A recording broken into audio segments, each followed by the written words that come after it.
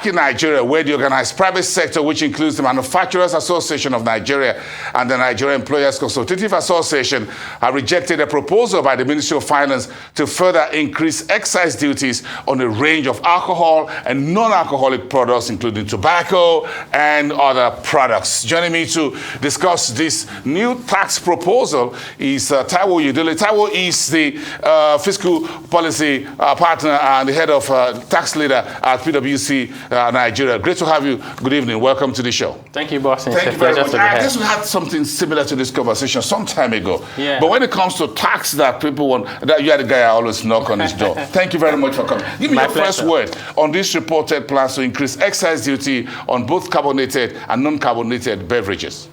Thank you. I think maybe I'll start by saying that, we know government needs money because government does not have enough money to fund critical infrastructure, fund overheads, and the rest of it. But the question is always, how do you strike that delicate balance as to what do you tax, what rate of tax would be appropriate, and when should you impose that tax? So government is proposing to increase, not that the tax has not been imposed before, government is proposing to increase the excise taxes on non-alcoholic beverages, on beer, on tobacco, and a few other products. Interestingly, we were surprised. Personally, I was surprised. Why? Because just this time last year, there was a lot of back and forth when government said we're going to increase the excise rates. A lot of information was provided. Government still increased it more than what the industry wanted, and it was accepted as a compromise. Government then said, these are the rates of what you pay for 2022, 2023, and 2024.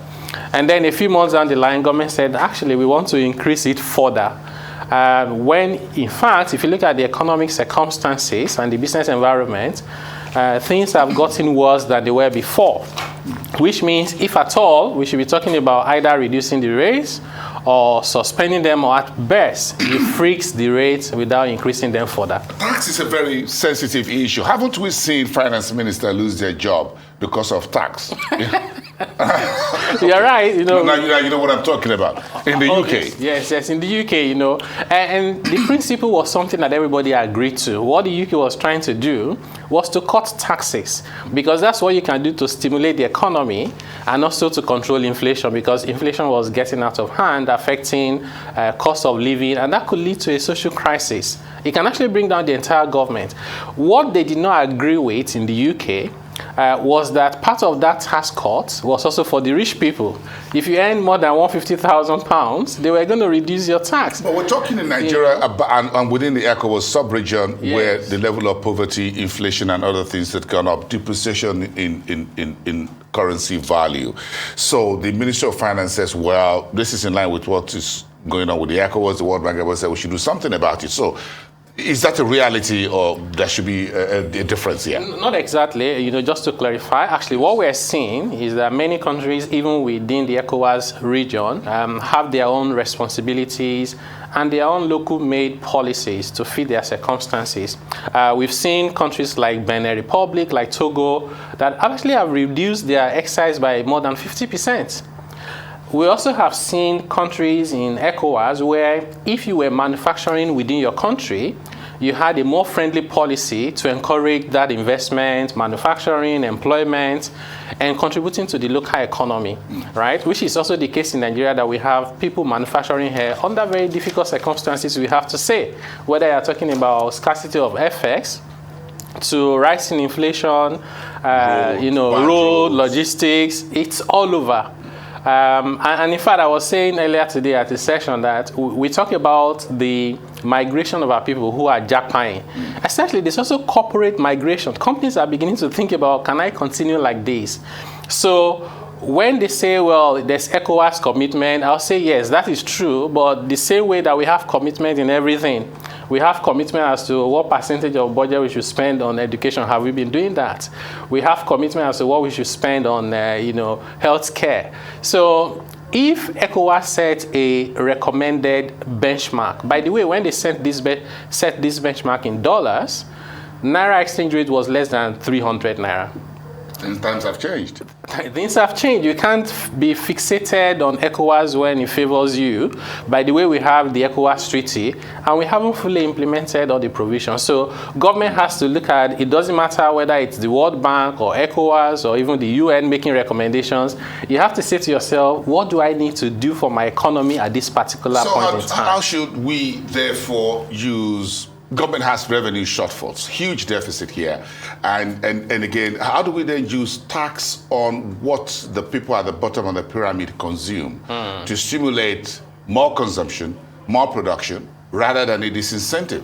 That's an excellent question. You know, always, tax is a consequence of economic activities. So actually, the best way to increase your tax revenue is to stimulate economic activities. Government then shares in the prosperity of households, individuals, and enterprises.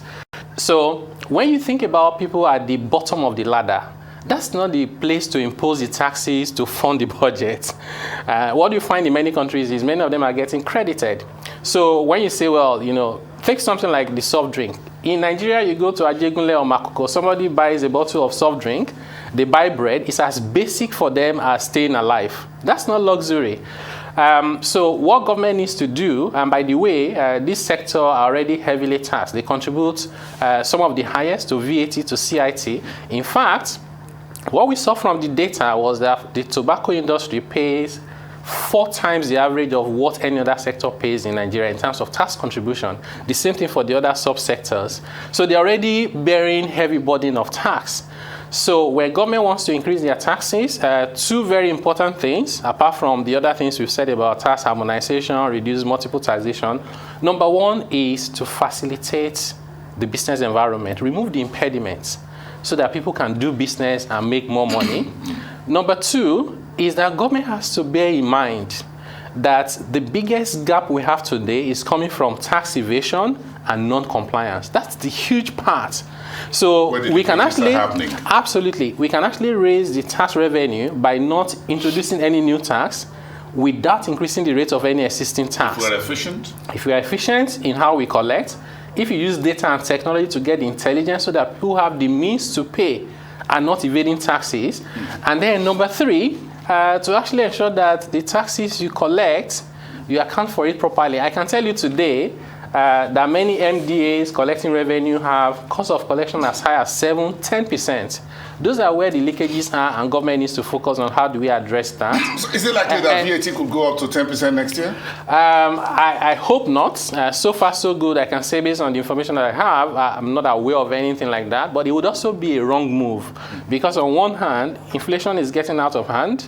And that means more people are getting into poverty. If you tamper with VAT, it will have a direct impact on inflation. So it will be counterproductive to, from the monetary side, trying to control inflation, and then from the fiscal side, you're trying to increase inflation. It will be a contradiction. I remember, just to sum it up, I remember in September, there was a 5% tax that was the digital folks were trying, the government was trying to introduce. I remember the NCC, the Ministry of Digital Economy and others kicked against it, and that was withdrawn. Do you think the Manufacturing Association of Nigeria, NECA, the rest should also push very strongly against this proposed increase in excise duty for community? I think so. You know, if not for anything, the fact that government had communicated increases for the next 3 years, you cannot reverse your policies. The impact will go far beyond this sector. It will send a wrong signal to the entire investing community locally and globally. And by the way, when you talk about this sector, it affects the value chain from the farmers, the supplier, to the entertainment sector, to employees, to households, to people who collect rent for the small shops.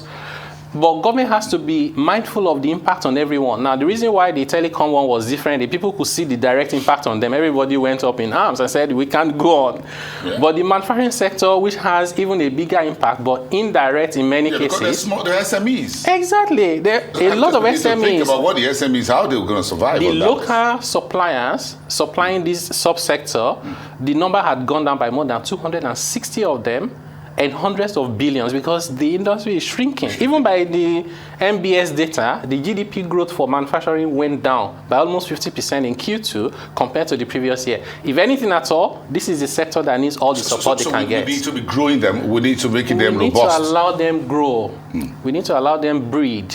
When they grow, they employ more people. And that's they what I'm help about us to talk solve our about, because problems. this is the job creation thing. This is a sector that is labor intensive.